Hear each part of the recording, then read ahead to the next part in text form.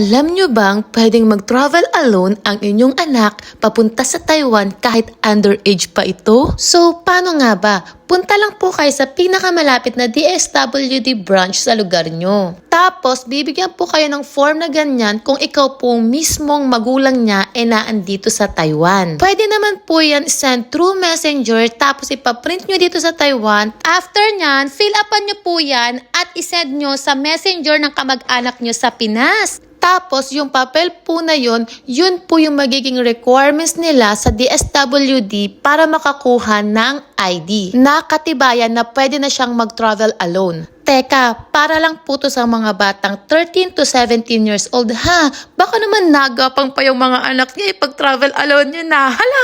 Syempre, kailangan din po nila ng plane ticket, passport at ng invitation letter. So, kung nagustuhan nyo po yung video, please like, share, and comment. Tapos, pa-follow na rin po ako sa FB page ko at pa-subscribe na rin po sa YouTube channel ko. Baka naman! Hanggang dito na lang po muna for today's video. Salamat!